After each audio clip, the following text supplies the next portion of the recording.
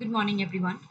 आज के newspaper the Hindu का पहला हेडलाइन है, ये जो पीएम नरेंद्र मोदी का विजिट है टू पेरिस, जो कि 13 जुलाई से स्टार्ट हुआ था, वह एक 2 दिन का विजिट है। एंड इंडिया ने अब फाइनली अप्रूव कर दिया है टू बाय 26 रफेल एमजेट्स। इसमें आपको एक चीज़ नोट करनी है, जो है डिफेंस एक्विजिशन काउंसिल का रोल। डिफेंस एक्विजिशन काउंसिल एक बहुत इंपॉर्टेंट गवर्नमेंट बॉडी है। वो किन चीज़ों से बनी है, उसका रोल एंड फंक्शनिंग क्या है, कब इस्टेब्लिश हुआ, उसके बारे में आप पढ़िएगा। और इसके जो चेयरमैन होते हैं वो मिनिस्टर ऑफ डिफेंस हैं, जो कि अभी करंटली राजनाथ सिंह जी हैं अभी इसके। इंडिया ने यह कहा कि जितने ज़्यादा इंडिजीनियस कंटेंट होगा इन वेपन्स के अंदर, उतना ज़्यादा ऑपरेशनल रेडीनेस रहेगा भारत के पास और उतने ज़्यादा एम्प्लॉयमेंट अपॉर्चुनिटीज़ क्रिएट होंगे। फिर हम जाते हैं अपने नेक्स्ट हेडलाइन पर, जो कि है यूरोपियन पार्लियामेंट के बारे में। तो यूरोपियन पार्लियामेंट ने भारत को कहा कि वह मणिपुर में हो रहे वायलेंस को टैकल करने के लिए एक्शन ले, कुछ स्टेप्स उठाए।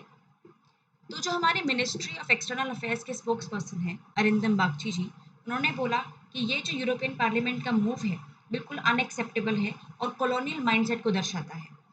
उन्होंने यह कहा कि इंडिया को रेजोल्यूशन निकालना चाहिए कि जो कम्युनिटी है क्रिश्चियंस का मणिपुर में, उनको प्रोटेक्ट कर सके। और वे क्रिटिसाइज करते हैं मोदी सरकार की पॉलिसीज को 2014 से लेकर अब तक, और चाहते हैं कि सेंटर डेमोक्रेटिक फंक्शनिंग को एक्सेप्ट करे। उसके साथ साथ वे यह चाहते हैं कि उस एरिया में मणिपुर में जहाँ पर कम्युनल वायलेंस हो रहा है, वहाँ पर जर्नलिस्ट को और इंटरनेशनल ऑब्जर्वर्स को फ्रीडम दी जाए कि वो जाए, इन्वेस्टिगेट करे, देखे कि सिचुएशन वहाँ पर कैसी है, और इंटरनेट शटडाउन्स जो हैं उनको हटा दिया जाए। वे यह भी चाहते हैं कि जो unlawful armed forces special power act लगाया है सेंटर ने, उसको भी रिपील किया जाए। फिर हम जाते हैं नेक्स्ट हेडलाइन पर, जो कि है कि इंडिया और फ्रांस जो है वो अब टाइज बना रहे हैं अगले 25 सालों के लिए टू कॉपरेट टुगेदर। और यह जो विजिट है भारत का फ्रांस में, जो 13 जुलाई से स्टार्ट हुआ है, यह 25th एनिवर्सरी है इंडिया और फ्रांस के स्ट्रेटेजिक पार्टनरशिप के बारे में। जो मोदी हैं, हमारे प्राइम मिनिस्टर जो मोदी हैं, वह चीफ गेस्ट रहेंगे वेस्टाइल डे पर, जो सेलिब्रेट होगा फ्रांस के अंदर। और इसमें एक और गर्व की बात ये है कि जो हमारे इंडियन कॉन्टिजेंट है, ट्राई सर्विस इंडियन कॉन्टिजेंट, वह भी पार्टिसिपेट करेंगे इस फेमस मिलिट्री परेड के अंदर। फिर हम आते हैं नेक्स्ट हेडलाइन पर। इसमें आप याद रखिएगा कि जो NIA, that is national investigation agency, क्या होती है, उसका इस्टेब्लिशमेंट, उसके रोल, उसका फंक्शनिंग क्या है, उसके बारे में आप पढ़िएगा। ये इंपॉर्टेंट बॉडी होती है। फिर हम आते हैं नेक्स्ट हेडलाइन पर, जिसमें भारत ने यह कहा कि जो भारत को G20 प्रेसिडेंसी मिली है करंटली, उसके अंदर यूक्रेन वॉर प्रायोरिटी नहीं है। उनके लिए प्रायोरिटी क्या है, वो है अफ्रीकन यूनियन का मेंबरशिप। उसके साथ साथ जो इंडिया के G20 शेरपा है अभिनव कांत, उन्होंने यह कहा कि इंडिया जो है वो फोकस कर रहा है इकोनॉमिक इश्यूज पर, डेवलपमेंट इश्यूज के ऊपर, टेक्नोलॉजिकल ट्रांसफॉर्मेशंस पर और यूएन के सस्टेनेबल डेवलपमेंट गोल्स पर।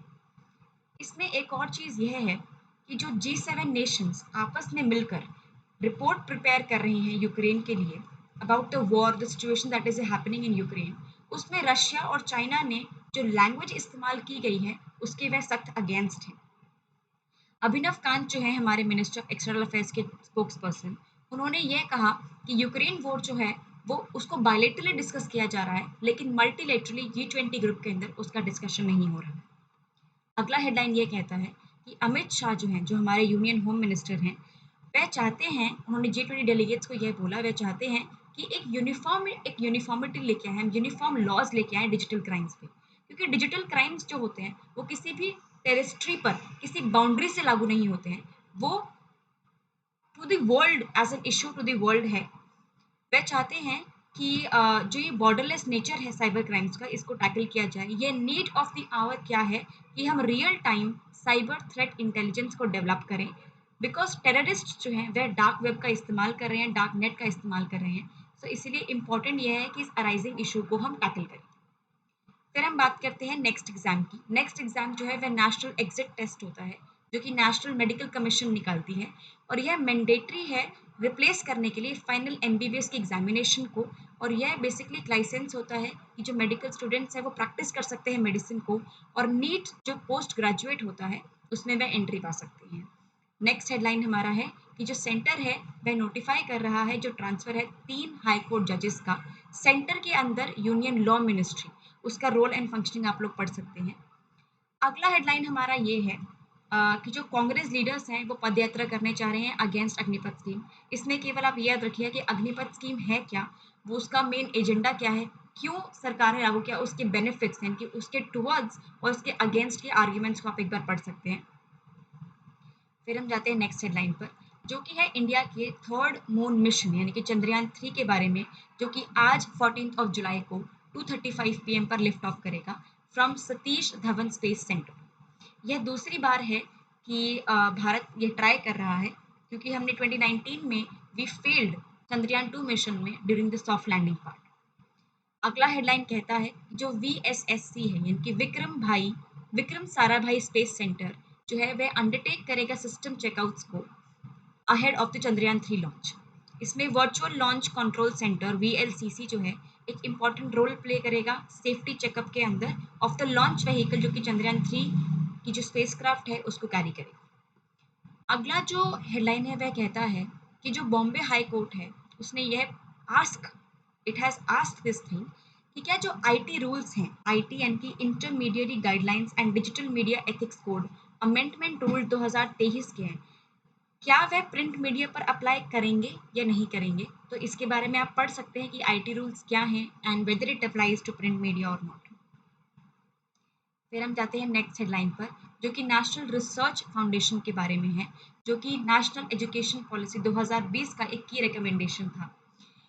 अब इसमें मेन प्रॉब्लम आ रहा है फंडिंग रेज करने के अंदर। जो NRF है हमारे पास, नेशनल रिसर्च फाउंडेशन जो है, उसको एलोकेट किए गए थे ₹50,000 crore over the next 5 years, जिसमें अप्रॉक्सीमेटली ₹36,000 करोड़ जो हैं वह प्राइवेट सेक्टर से आ रहे हैं। लेकिन जो NRF है वो एक अनसर्टेनिटी फेस कर रहा है कि फंडिंग कहाँ से आएगी, क्योंकि जो प्राइवेट कंपनीज हैं और जो पब्लिक सेक्टर एंटिटीज हैं वो कंट्रीब्यूट करते हैं CSR से, कॉर्पोरेट सोशल रिस्पॉन्सिबिलिटी से। लेकिन 2019-20 के अंदर जो इंडिया का रिसर्च एक्सपेंस है उसका केवल 36% of 1.2 lakh crore private sector से आया था। अनसर्टेनिटी होना जायज़ है इसके अंदर। जो NRF का जो बिल है 2023 का, वह यूनियन कैबिनेट ने अप्रूव करा है जून 28 को, अभी रिसेंटली ही। और जो ये कम फंडिंग मिल रहा है नेशनल रिसर्च इंस्टीट्यूट को और डिफरेंट रिसर्च ऑर्गेनाइजेशंस को, वह रीज़न है कि जो इंडिया का एक्सपेंडिचर है रिसर्च एंड डेवलपमेंट में वो 0.6 of the gross domestic product के अराउंड ही डिवॉल्व करता रह जाता है। जबकि जो स्ट्रॉन्गर कंट्रीज़ हैं जिनमें स्ट्रॉन्गर डेवलपमेंट है, साइंस है, वहाँ पर यह 1 to 2% के बीच में है और इसका ग्लोबल एवरेज 1.8% है, जबकि भारत में केवल 0.6% ही है अभी तक। नेक्स्ट हेडलाइन पर हम लोग जाते हैं, जो कि यह है कि रशिया ने ये कहा कि अगर जो वेस्ट है, अगर वह यूक्रेन को F-16 जेट्स देगा तो रशिया उसे न्यूक्लियर थ्रेट के तौर पर ट्रीट करेगा, क्योंकि इन जेट्स के अंदर वो कैपेबिलिटी है, वो एबिलिटी है, कैपेसिटी है कि ये एटॉमिक वेपन्स को कैरी कर सकती है। फिर हम जाते हैं नेक्स्ट हेडलाइन पर कि यूएस एंड चाइनीज जो डिप्लोमैट्स हैं वो आपस में मिलेंगे आसियान के टॉक्स के अंदर। Now what is ASEAN? It is an association of south east Asian Nations, very very important body global level के ऊपर। इसका फंक्शनिंग, इसका रोल, इसका मेन एजेंडा क्या है उसके बारे में आप पढ़िएगा। और बेसिकली ये जो टेंशन्स हैं दोनों टू लार्जेस्ट इकोनॉमीज यानी कि यूएस और चाइना के बीच में, उसको डिस्कस करने के लिए ये मीट रखा जा रहा है, क्योंकि चाइना का असर्टिवनेस बढ़ रहा है रीजन के अंदर और यूएस जो है वो रिस्ट्रिक्शंस इम्पोज कर रहा है सेमीकंडक्टर के एक्सपोर्ट्स के ऊपर। जो चाइनीज हैकिंग भी इसमें इंक्लूड किया जाएगा इन मीट्स के अंदर, टू टॉक अबाउट दैट।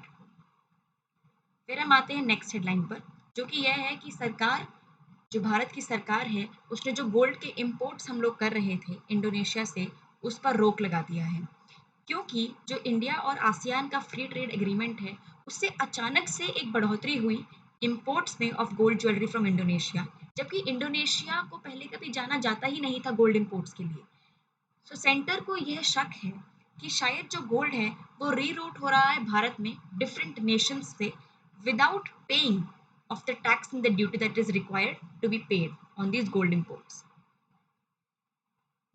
आज के लिए बस इतना ही। Thank you so much.